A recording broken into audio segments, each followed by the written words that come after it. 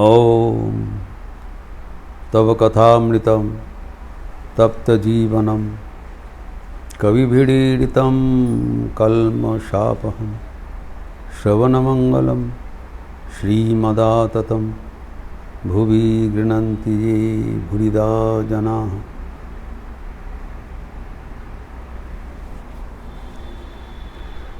श्री रामकृष्ण नंदबसु का गृह में आए हैं उनके ईश्वरीय चित्र प्रदर्शनी दर्शन करने के लिए।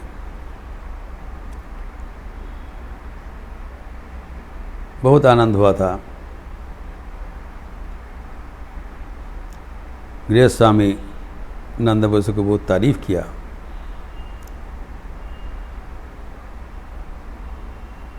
लेकिन यह भी बताया तुम्हारे चित्रशाला में जो देवियों का उग्र मूर्ति है वो नहीं रखना चाहिए। अगर रखते हो तो उसमें बाकायदा पूजा होना चाहिए, अन्यथा गृहस्थ का अकल्याण होता है। जो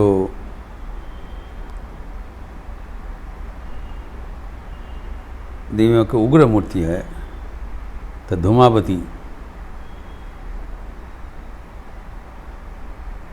फिर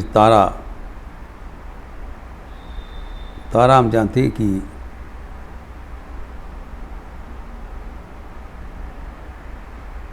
शव शिवा के भीतर मातृमूर्ति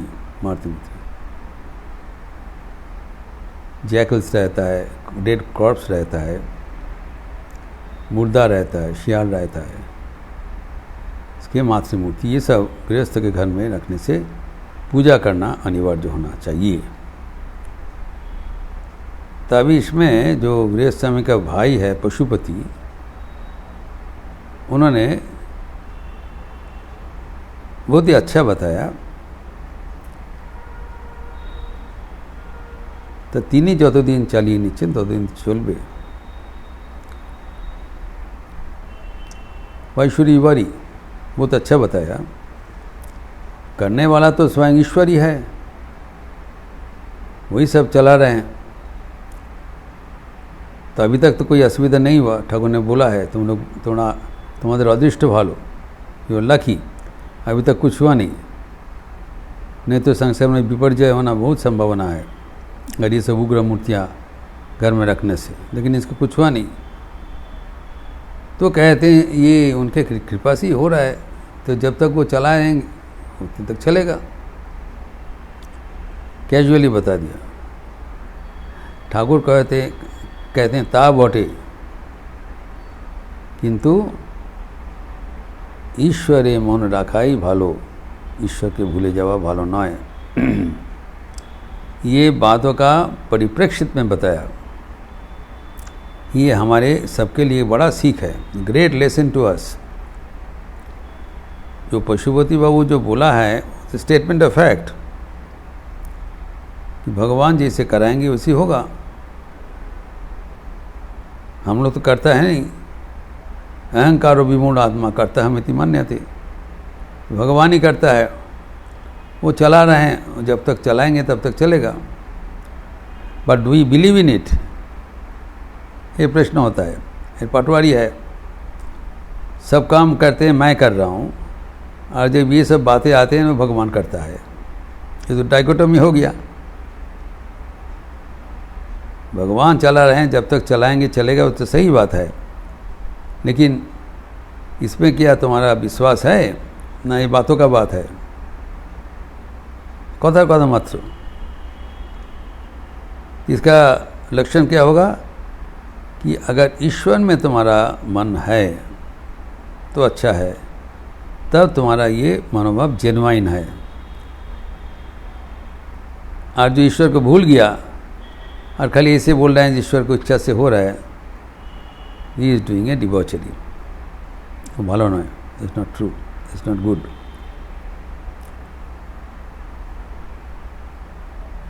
ईश्वर में मन रखना अच्छा है, मन रखना उचित है। तभी ईश्वर की इच्छा से ही सब कुछ संसार का कर्म हो रहा है, ये विश्वास दृढ़ होगा। जब मन भगवान में लिप्त रहेगा तभी हम सचमुच जान पाएंगे, विल बी कन्विंस्ड कि सब कुछ ईश्वर ही करता है, ईश्वर ही कर रहे हैं। तब जीवन में कोई तनाव पैदा नहीं होगा, नो टेंशन, भगवान ही सब कुछ चला रहे हैं। ऐसे मैं बता रहा हूँ भगवान ही सब चला रहे हैं, लेकिन वो जो चल रहा है वो अगर आशानुरूप नहीं होगा तब हम बिगड़ जाएंगे। अगर भगवान ही चला रहे हैं तो उसको स्वीकार कर लो। तो इसीलिए भगवान में मन देना बहुत ज़रूरी होता है, बहुत अच्छा है। लेकिन भगवान में मन नहीं रहने से वो अच्छा नहीं है, ठाकुर को कह देते सीधा। अब ये जो संलाप है बहुत ही मार्मिक संलाप है, वेरी इंटरेस्टिंग। ये ठाकुर के साथ बातचीत जो हो रहा है, तो पशुपति बाबू कह रहे हैं कि ईश्वर में मति कैसे होता है, ईश्वर में मति है कोई? ईश्वर में आप जो कह रहे हैं ईश्वर में मति रखना चाहिए, ईश्वर को प्यार करना चाहिए एवं ईश्वर की याद रखना चाहिए, उसको नाम करना चाहिए, लेकिन ये तो हो नहीं पाता है। हमारे ईश्वर में मति नहीं है, संसार में प्रीति है, स्टेटमेंट ऑफ फैक्ट। तो आप जो बोल रहे हैं ईश्वर को मन लगाना अच्छा है, वो हमसे हो नहीं पाता है। This is in the most of the cases कुछ गलती नहीं बोला है। ठाकुर उसका समाधान दे रहे हैं, तार कृपा होले है। ईश्वर में हमारा मति स्वाभाविक रूप से नहीं जाएगा, मन सर्वदा विषय अभिमुखी है, ईश्वर अभिमुखी है नहीं। There is a natural trend of the mind, ये जो कि उपनिषद में कहा गया है, परांची खानी व्यथिनत स्वयंभू तस्मात् परांग पश्यति न अंतरात्मन कच्चित धीर प्रत्येक आत्मानमैक्षत आवृत चक्षुरमृतत्वमिच्छन्। परमात्मा का इच्छा से ही हमारे जो इंद्रियां वो विषय प्रति फोकस्ड है। Vyathrina thinks that as if God purposely did it, all our sense organs are projected outside. तो बाहर का जो दुनिया का वो देखते हैं, सुनते हैं, अनुभव करते हैं। तस्मात् परांग पर न अंतरात्मा, भीतर में जो कुछ चल रहा है हमको पता नहीं चल रहा है। We are all projected outside.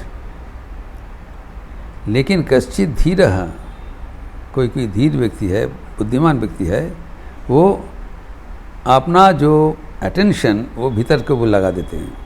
प्रत्येक आत्मा न विषय, वो भगवान को प्रत्यक्ष करने के लिए आवृत चक्षु, बाहरी दुनिया का दृष्टि छोड़कर अंतर दुनिया के ऊपर दृष्टि फिराते हैं। तभी ईश्वर के साथ हमारा युक्ति होता है। इसीलिए ठाकुर कहते हैं ईश्वर को पकड़ के रहना, ये ईश्वर को पकड़ के रहने से सब कुछ ठीक चलेगा। अगर ईश्वर में तुम्हारा रुचि है नहीं, मति है नहीं, तब भगवान का कृपा से वो संभव हो जाता है, कृपा होने से होता है। फिर पशुपति बाबू प्रश्न कर रहे हैं, कृपा है कोई? कृपा तो सबके ऊपर नहीं होता है। तो कृपा तो नहीं होता है, तो हम लोग का क्या उपाय है? तभी ठाकुर कहते हैं कि कृपा होने से होता, तो भगवान को पास अगर हम प्रार्थना करें तो कृपा अवश्य होगा। इतना तक तो ठीक था। अभी पशुपति बाबू एक अजीब प्रश्न कर रहे हैं, जिसका समाधान आज होने वाला है। पशुपति बाबू कह रहे हैं, तार की कृपा करे शक्ति आछे? कृपा है कोई? कृपा तो नहीं होता है। लेकिन क्या वो ये सचमुच हमें कृपा करने के लिए समर्थ है? ये जो प्रश्न का गंभीर अर्थ है ठाकुर झट करके समझ लिया क्या बोलने चाहते हैं। ठाकुर हंसते हुए कहते, बुझेছি, मैं समझ लिया तुम क्या कहते हो। यद्यपि परिष्कार भाषा में नहीं बोला, लेकिन तुम्हारा जो प्रश्न में भी, तुम्हारा प्रश्न में ही तुम्हारा मनोभाव सुप्त है, निहित है, व्यक्त कर दिया। तुम्हारा जो तुम्हारे पंडितेर मत, पंडित लोगन जो सोचते हैं तुम ऐसी बात कह रहे हो। जार जेमन कर्म तार तेमन फल, इस कर्मवाद में विश्वास करते हैं। तो पंडितगण जैसे कहते हैं कि as you sow so you reap, आप जैसे बोएंगे वैसे तुम्हारा फसल मिलेगा, यही तुम्हारा कर्म है। तो अगर कुछ कष्ट मिल रहा है, तुम्हारा पास्ट जो कर्म राशि है, अतीत, उसी का फलस्वरूप तुम्हें मिल रहा है। ये तो कोई अटक नहीं, ये तो कोई बदल नहीं सकता है। जो अच्छा कर्म किया होगा उसमें अच्छा फल मिलेगा, जो अगर बुरा कर्म किया होगा उसका बुरा फल मिलेगा। उसमें नाराजगी नहीं होना चाहिए। तो यहाँ पर जो एक सन्यासी गीति है स्वामी विवेकानंद का, उसमें वहाँ पर कहते हैं, शुभ कर्मे शुभ मंदे मंद फल, ए विधान रोधे नहीं करो बल। Good good bad bad and none escape the law. Swami ji एक संग ऑफ द सन्यासी रचना किया था इन 1000 आइलैंड पर। वहाँ पर उन्होंने बताया जो कर्म अच्छा करोगे अच्छा फल तुम्हें मिलेगा, और अशुभ कर्म करोगे अशुभ फल मिलेगा। शुभ कर्म में शुभ, मंदे मंद फल। ये विधान रोधे नहीं करो बोल। Who sows must reap the sea, and cause must bring the sure effect. इस सन्यासी गीति क्या है? Good good bad bad and none escape the law. ये आइन है, भगवान का रचित आइन है, विधान है। वही पशुपति बोल रहे हैं, भगवान तो खुद ही आइन रचना किया है, जैसे कर्म करोगे वैसे फल बोगे। तो अभी वो how can interfere in between, उनका कृपा करने का सामर्थ्य है। इसे ये दिस इज द मेन उनका सबमिशन। अच्छा बात बताया। पंडितगण इसी समझते हैं कि जैसे कि कर्मवाद है, तो मैं जो कर्म कर चुका हूँ उसी का फल तो मुझे ही प्राप्त करना पड़ेगा। बीच में आके ईश्वर अगर वो उसको छोड़ देता तो कर्मफल नाश हो जाएगा, नाकुच हो जाएगा। ही हैज़ टू इस undo his own law। तो पंडितगण के ही मतवाद है, ऐसे नहीं हो सकता है।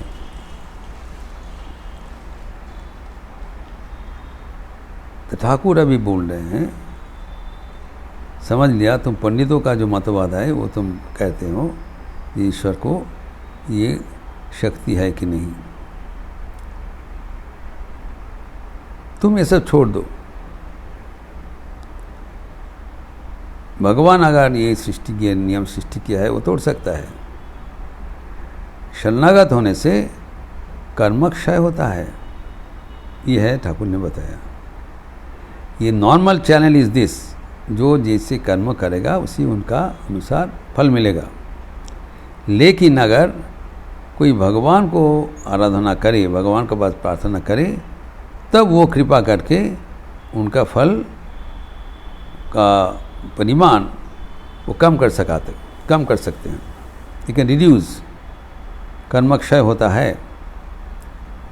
जैसे श्री माँ शारदा देवी कहते हैं कि कर्म को ले पाप काटे।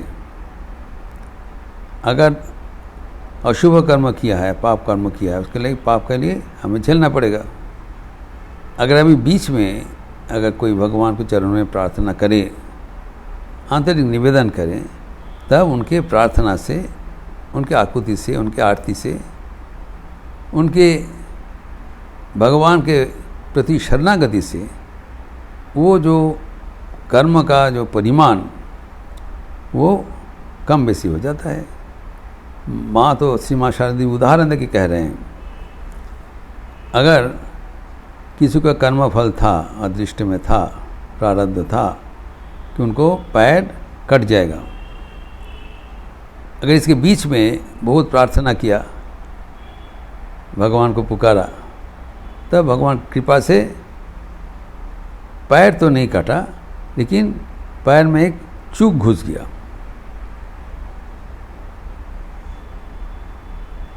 पा काटार बदले पाए एक कांटा फुटे गल, एक थॉर्न चूक चला गया। तो instead of cutting the entire leg थोड़ा बहुत संभलना पड़ा, लेकिन वो हो गया। ये प्रारब्ध का क्षय के बात हुआ है। जो हम लोग कर्म करते हैं, कर्म का 3 विभाग होता है। एक है कर्म का जो होता है उसका फल जो होगा, फल का 3 विभाग होगा। एक है जो संचित कर्म, कर्म फल अभी स्टोर्ड रहेगा, संचित रहेगा, संरक्षित रहेगा, जो धीरे धीरे उस कर्मफल हमको जन्म जन्मांतर से उसको भुगतान देना पड़ेगा। दूसरा है जब वो कर्मफल लेके हम जन्म ग्रहण करते हैं, तो उस जन्म में जो कर्मफल का भुगतान देना पड़ेगा उसको कहलाता है प्रारब्ध। वो कोई बंद नहीं कर सकता, क्योंकि the effect has already started. जो संचित है वो गुरु चाहे तो उसको लोड ले सकता है, क्योंकि अभी फ्रैक्टिफिकेशन शुरू नहीं हुआ। लेकिन जो प्रारब्ध कर्म है वो अभी चालू हो गया, उसको भी रोक नहीं पाएंगे। और तीसरा है क्रियमान कर्म, जो कर्म अभी हम कर रहा हूँ उसका इस संचित प्रारब्ध बनेगा भविष्य में।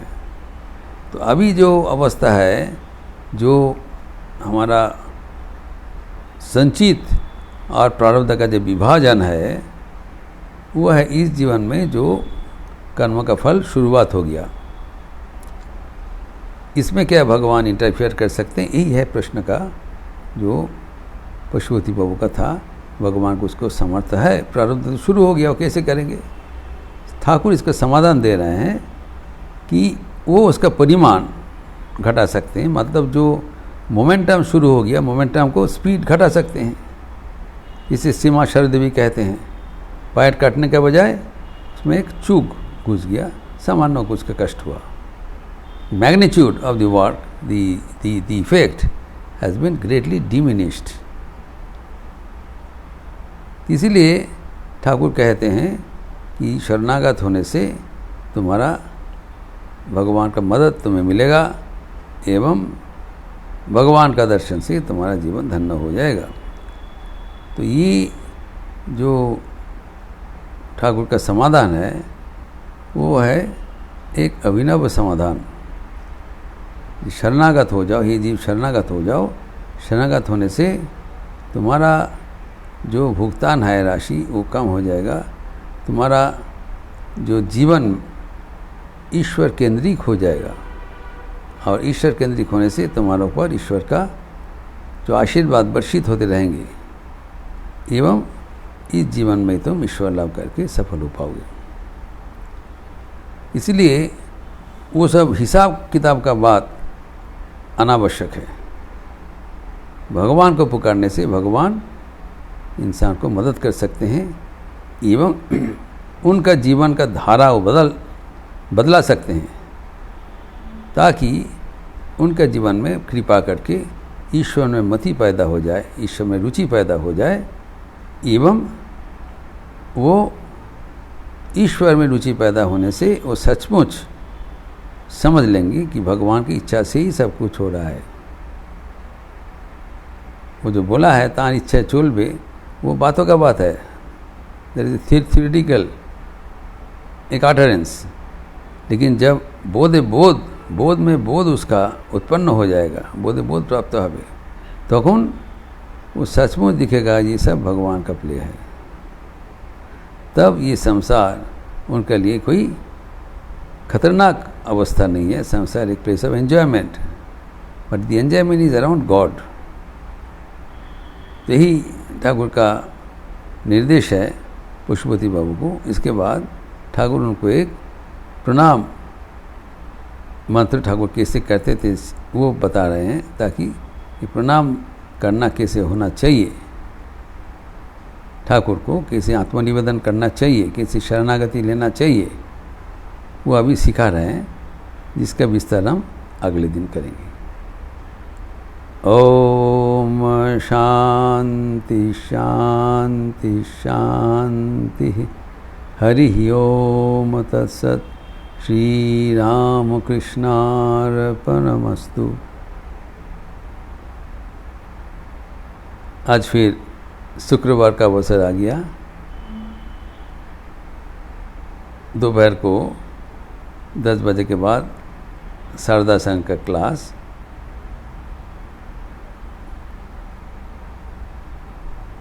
माँ की मधुर कथाएं, माँ की मधुर स्मृतियाँ, स्वीट मेमोरीज ऑफ होली माता श्री शारदा देवी, हिंदी में होगा शारदा संघ का, जो कि यूट्यूब में भी दिखाया जाएगा 10 बजे से। और शाम को संदर्दी के उपरांत नारद भक्ति सूत्र का क्लास भी शुरुआत होगा। आप लोग स्वागत है। अच्छे रहिए, स्वस्थ रहिए, आनंद में रहिए। नमस्कार।